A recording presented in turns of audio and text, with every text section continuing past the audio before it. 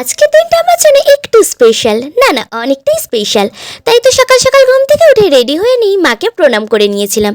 আর তারপরেই বেরিয়ে পড়েছিলাম, চলে এসেছিলাম স্টেশনে।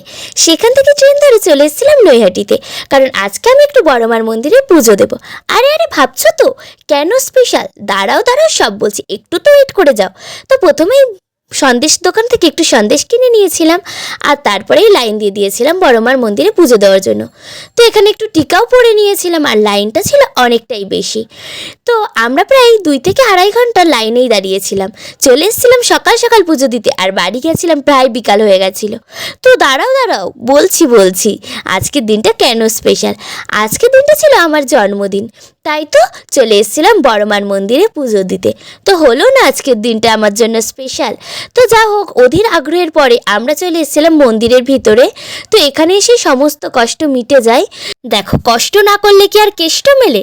তো আমরা কষ্ট করার পরেই মাকে দর্শন করতে পেরেছি।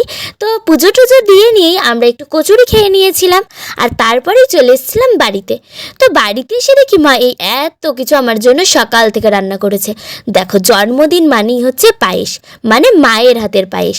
তো আমি এই মায়ের হাতের এই এত কিছু দিয়ে তাড়াতাড়ি খেতে থাকি, আর তোমরা আমার ভিডিওটা লাইক করে দেখো। সবাইকে টাটা।